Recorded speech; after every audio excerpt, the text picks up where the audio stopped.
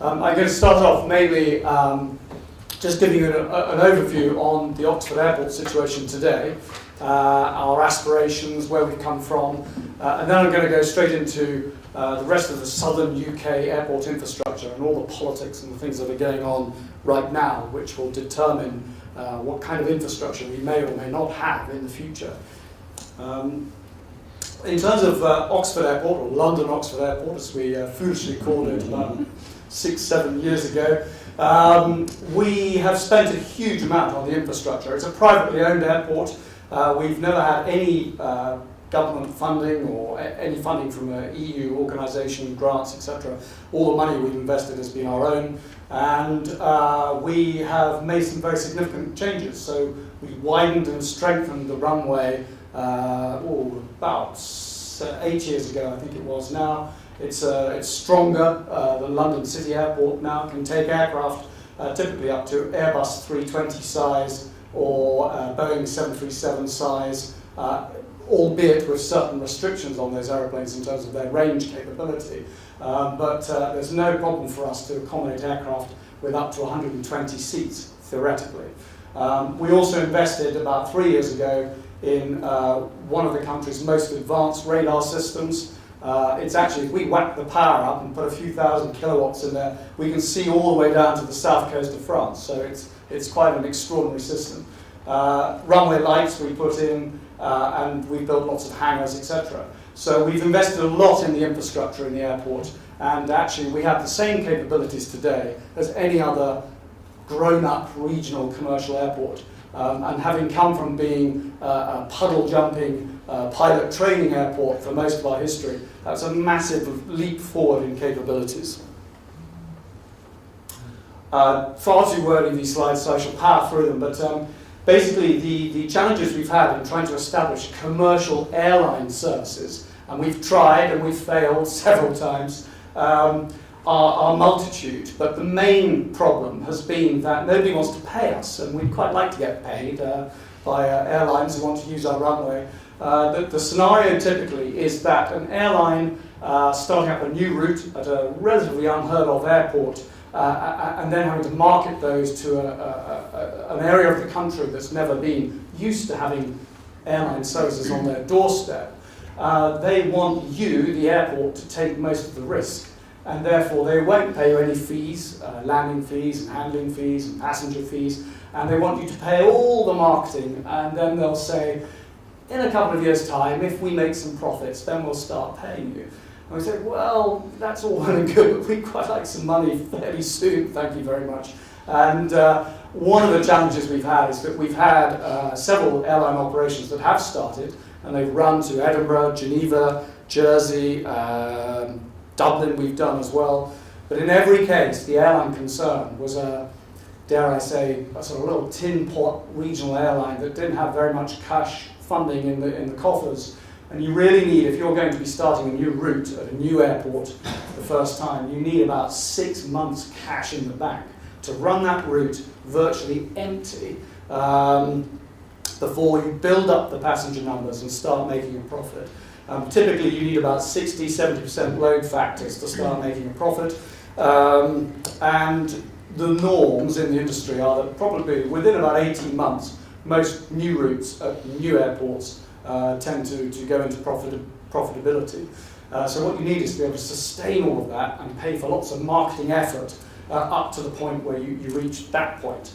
And unfortunately we haven't found a partner yet who's had the cash in the bank to get that far. But we will, and we aspire to get there one day. So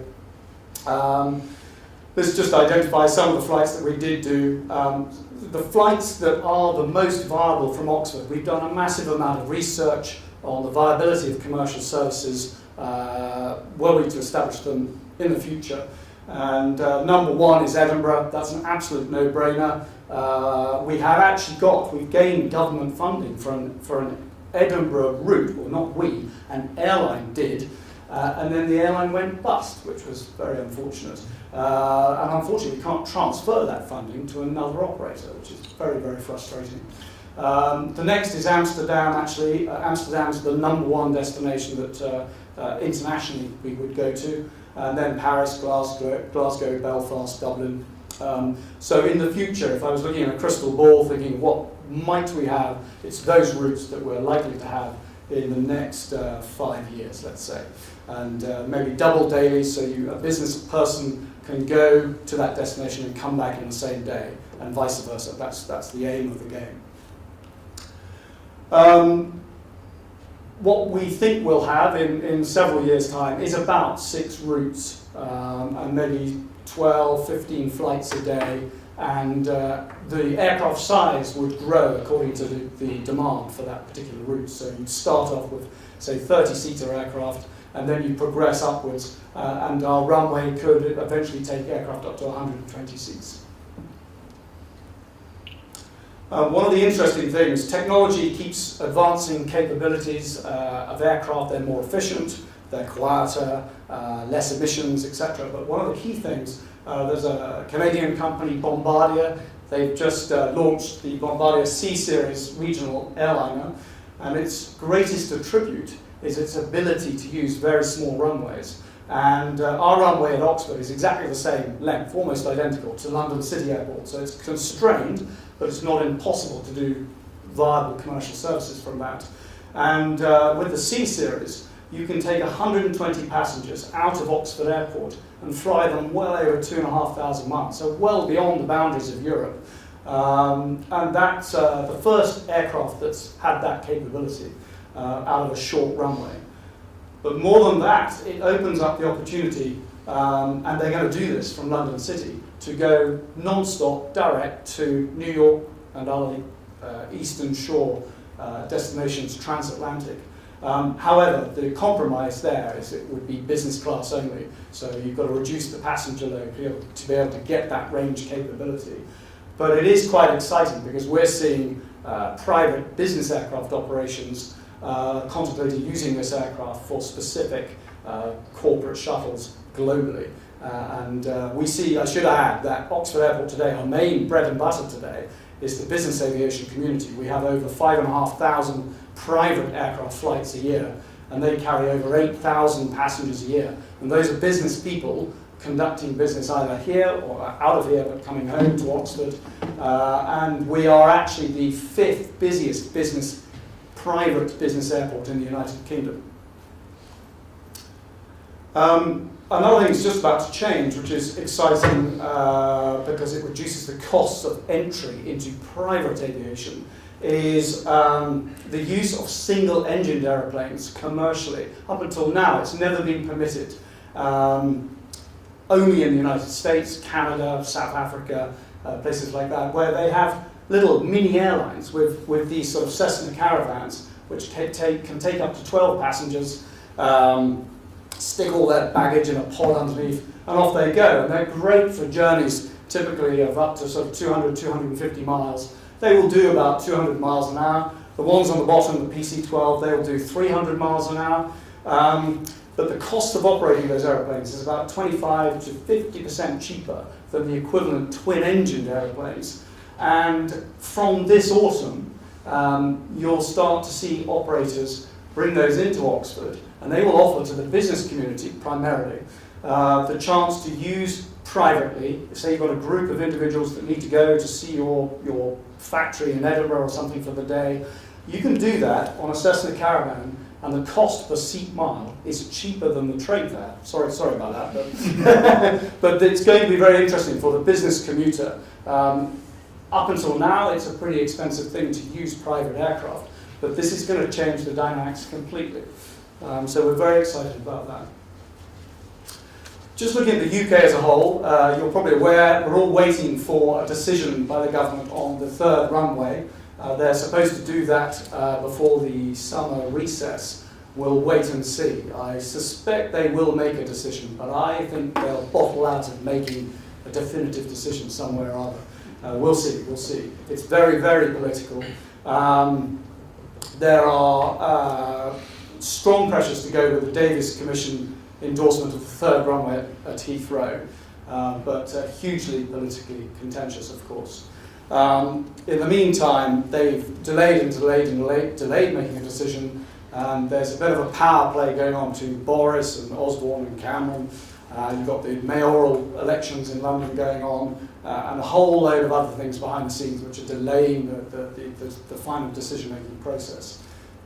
Heathrow think they're going to get it, and Heathrow have already contracted construction companies and other businesses in readiness to get on with it the day after that decision's made.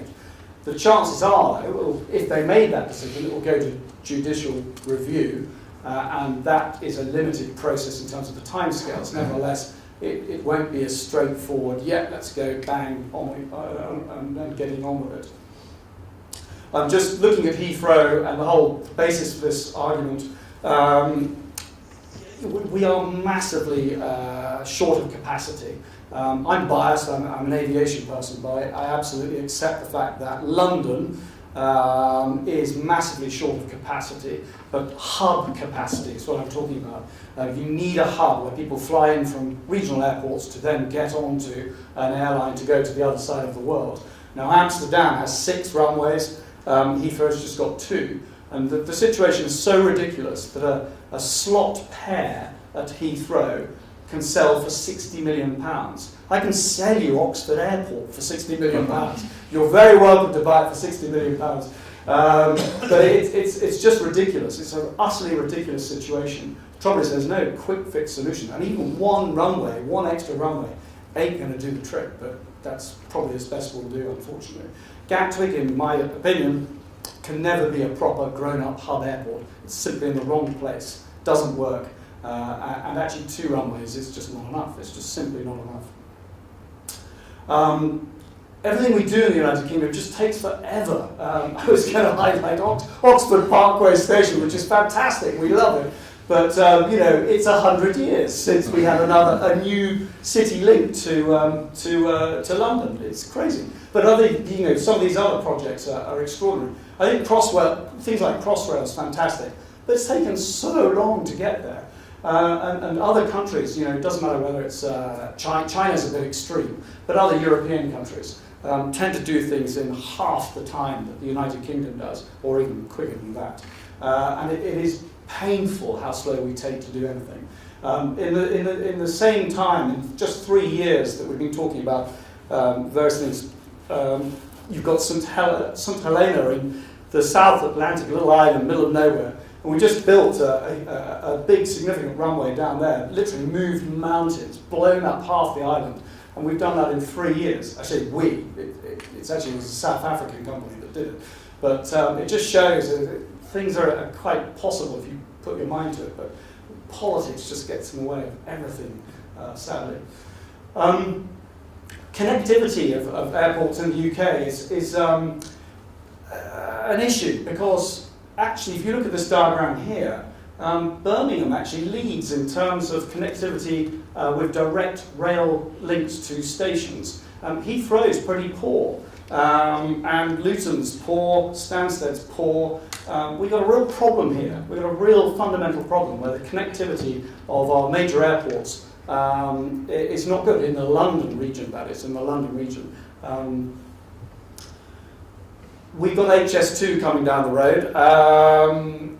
I think it's wonderful, it's a great idea, but it's unbelievably expensive. It is staggeringly expensive. It is so much more expensive than any equivalent high-speed rail development anywhere in the world. It sort of beggars belief as to how one can justify it.